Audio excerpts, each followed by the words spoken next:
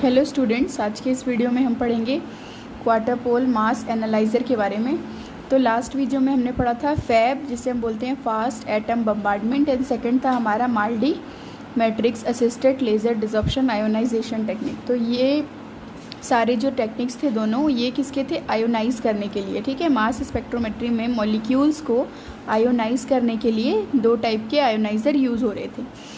अब हम जो पढ़ेंगे क्वार्टर पोल मास एनालाइज़र के बारे में, ये एनालाइज़र है। मतलब अब जब आपका सैंपल या आपका मॉलिक्यूल्स जिसे आप लोगे एनालाइट, वो जब आयोनाइज हो जाएगा तो उसे हम आयोनाइज करने के बाद वो किस एनालाइज़र के पास जाके हमको अपनी रीडिंग देगा, ये डिस्कस करते हैं हम इसमें। तो फर्स्ट पॉइंट क्या बोल रहा है? क्वार्टर पोल। क्वार्टर पोल का मतलब सबसे पहले बता देती हूँ मैं। क्वाड्रेट का मतलब होता है चार। तो क्वार्टर पोल मतलब इसमें चार सिलेंड्रिकल टाइप के, इस टाइप के मतलब सिलेंडर बने होंगे। तो क्वाड्रेट मतलब होता है चार, इसीलिए इसे हम बोलते हैं क्वाड्रेट पोल मास एनालाइज़र।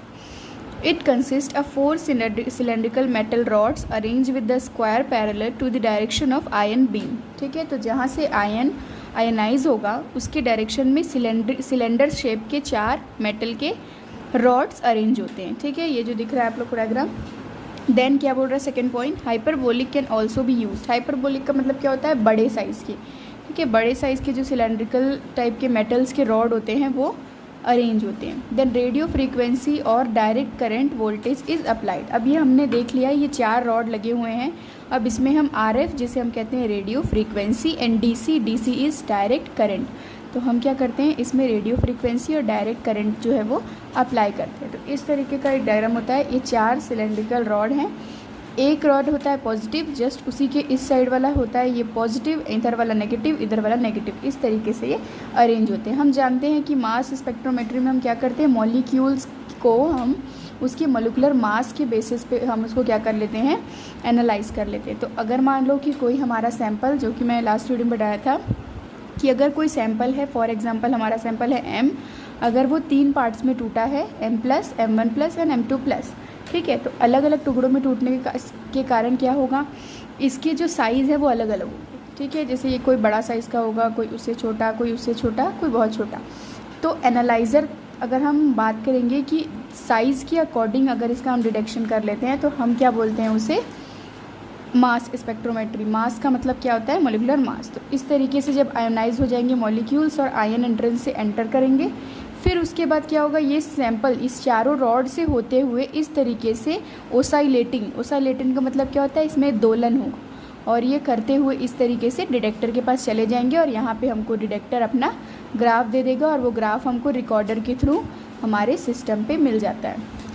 क्या बोल रहा है नेक्स्ट? अगर मैं इस चीज़ को, ये जो डायग्राम आपको दिख रहा है, इस चीज़ को अगर मैं हम सामने से देखेंगे तो ऐसा दिखेगा ये कि पॉजिटिव वाले सामने सामने हैं, नेगेटिव वाले सामने हैं। तो इसी तरीके से ये जो है मतलब जो सिस्टम है वो बना होता है। The combination of RF and DC will be generate oscillating electrostatic field between the region of rods. Oscillating का मतलब क्या होता है, ये जो आपका दिख रहा है इस तरीके से हमारे आयंस का आना और डिटेक्टर तक जाना, इसको हम बोलते हैं दोलन।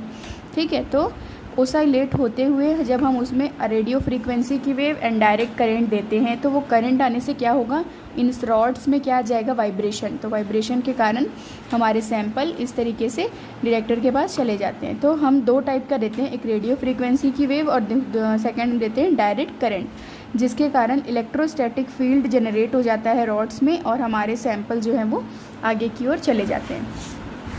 नेक्स्ट क्या है हमारा, the ion will B enter in massed analyser. ठीक है, तो जैसे ही इलेक्ट्रोस्टैटिक फोर्स उसमें जनरेट होगा, किसके कारण, रेडियो फ्रीक्वेंसी के कारण और डायरेक्ट करंट के कारण, तो क्या होगा, हमारे जो आयंस है वो कहाँ एंटर करेंगे, मास एनालाइज़र में।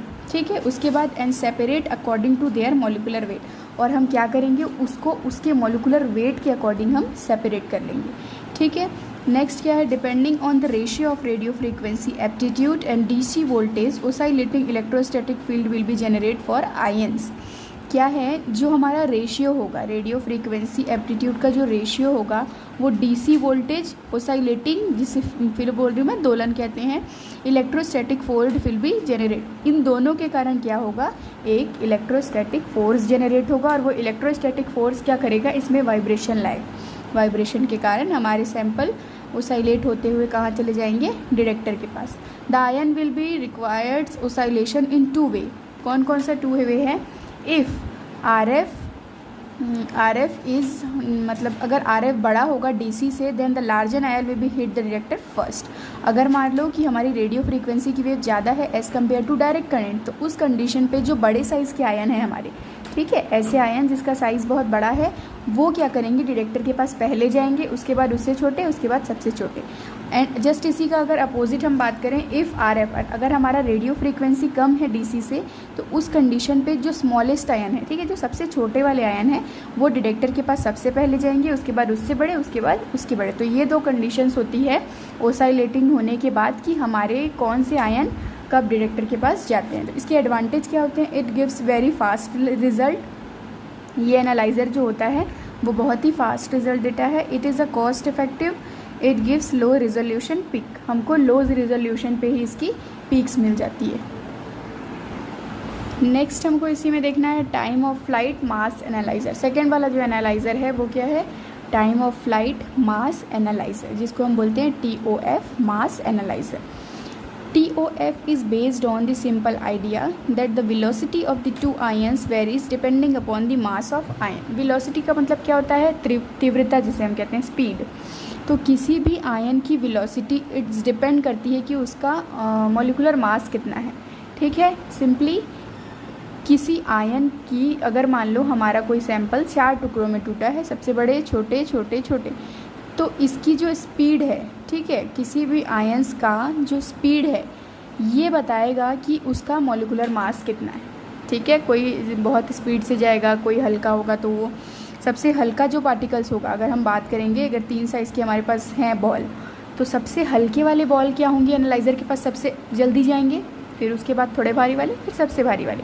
तो ये यही चीज़ बता रहा है TOF time of flight mass analyser कि किसी भी आयंस का, ठीक है, वेलोसिटी, तीव्रता, उसकी स्पीड एनालाइज़र तक जाने की डिपेंड करती है कि उसका मॉलिक्यूलर मास कितना है, वो कितना हैवी है, और उसको उस एनालाइज़र तक जाने में लगा समय is called time of flight. मतलब उसके वहाँ तक जाने का समय ही कहलाता है time of flight.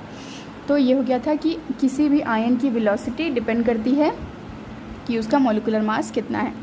Ion should have create some constant and should have a same kinetic energy, ठीक है। आयन की जो काइनेटिक एनर्जी होती है वो क्या होती है? सेम स्टार्टिंग स्टेट पे। Lighter ion have higher velocity as compare to heavier ion, ठीक है। यही चीज़ मैंने बताया कि अगर कोई हल्के वाले आयन्स हैं, उसकी वेलोसिटी, उसकी तीव्रता ज़्यादा होगी, स्पीड होगी as compare to heavier ion.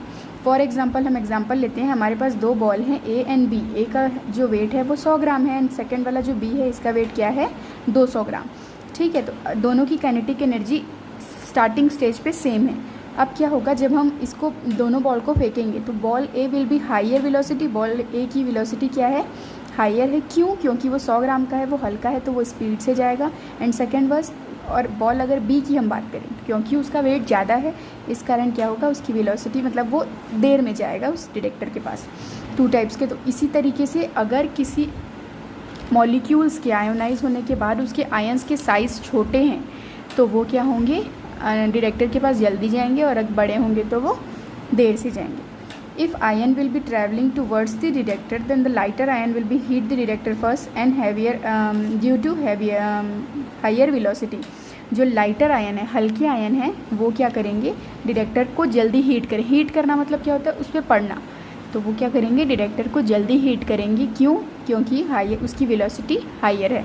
तो याद रखिएगा, अगर कोई आयन, लाइटर आयन, जो मतलब हल्के वाले जो आयन है, उसकी वेलोसिटी क्या रहेगी? हमेशा ज़्यादा रहेगी, और अगर वो भारी वाले कोई हैवियर आयन है तो उसकी वेलोसिटी क्या रहेगी?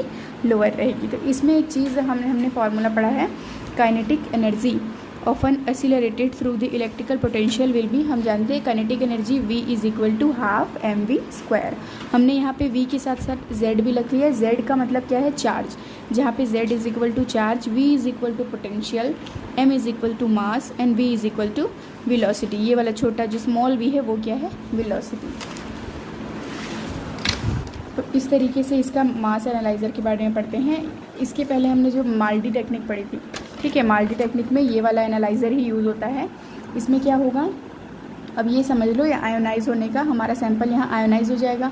आयोनाइज होने के बाद जब हम हमारे सैंपल फॉर एग्जांपल ये 3 टुकड़ों में टूटे हुए हैं, ये बड़े साइज़ के, उससे छोटे, तो जब ये एक स्पीड से जब ये यहाँ से जाएंगे और इस एनालाइज़र से होके निकलेंगे, तो सबसे छोटे साइज़ के जो आयन्स है, ठीक है, लाइटर आयन, उसकी वेलोसिटी, उसकी जाने की स्पीड क्या है, ज़्यादा है, तो ये जल्दी गए डिटेक्टर के पास, उसके बाद उसके बड़े वाले, फिर उससे बड़े वाले। तो इस तरीके से ये इसका इंस्ट्रूमेंटेशन होता है। इसमें सैंपल मेट्रिक प्लास्टिक की ग्रिड लगी होती है, यहाँ पे एक्सेलरेटिंग चैम्बर होता है, फ्लाइट ट्यूब्स। अब इस मॉलिक्यूल्स के इस तक आने का समय, डिटेक्टर तक आने का समय ही क्या कहलाता है, टाइम ऑफ फ्लाइट। नेक्स्ट हम देख रहे हैं क्या, हम फार्मूला देख लिए, v = ½ NV²। हमने अब हम जानते हैं वेलोसिटी v का फार्मूला क्या होता है, v = L/T, जहाँ पे L = क्या है, पाथ लेंथ एंड टाइम। किसी भी कंपाउंड की वेलोसिटी निकालने का क्या फार्मूला है, अगर आपको स्पीड निकालना है और आप पता कर लोगे कि लेंथ और ये हो गया आपका टाइम, ठीक है। तो अब आप ये स्मॉल v का जो वैल्यू है इसको इसमें आप पुट कर दोगे, तो ये क्या हो जाएगा, v = ½ m, यहाँ पे आ जाएगा L²/T²। तो ये आपका फाइनल इक्वेशन बन जाता है कि किसी भी सैंपल के, किसी भी मॉलिक्यूल्स के मॉलिक्यूलर मास के बेसिस पे हम उसकी वेलोसिटी निकाल सकते हैं, या आप ऐसा बोल सकते हो किसी भी सैंपल के वेलोसिटी के बेसिस पे, उसकी तीव्रता के बेसिस पे हम ये पता कर सकते हैं कि वो सैंपल का मॉलिक्यूलर आयंस का साइज़ क्या है। इसी के बेसिस पे आपको ग्राफ मिल जाएगा। डिटेक्टर कौन कौन से एडवांटेज एक देख लेते हैं। एडवांटेज क्या, it give low resolution peak, है ना, हमको जो TOF में पिक मिलेगा वो क्या होता है, लो रिजोल्यूशन। डिटेक्टर क्या होते हैं इसमें, अब जब सैंपल हमारा आयोनाइज हो गया, एनालाइज़र के पास आया, एनालाइज़र उसे एनालाइज करके डिटेक्टर के पास भेज दिया, अब डिटेक्टर क्या करेगा, उसे डिटेक्ट करके रिकॉर्डर को देगा, ठीक है। The final step of the mass spectral analysis to recording the mass spectrum and detecting after their separation होने से पहले वो क्या करेगा, डिटेक्ट करेगा। तो बहुत सारे टाइप्स के डिटेक्टर्स इसमें यूज़ होते हैं, electron multiplier detector, Faraday cups detector, photographic plate detector, channel electron multiplier detector, helium leak detectors, multi pixel photon detector. Next हमारा जाता है रिकॉर्डर। रिकॉर्डर जनरली एक सिस्टम होता है जिसमें क्या होगा, आपको रीडिंग जो है किस तरीके से रीडिंग आपको एक पीक्स के थ्रू मिल जाएगी, तो वो आपका होता है रिकॉर्डर का काम।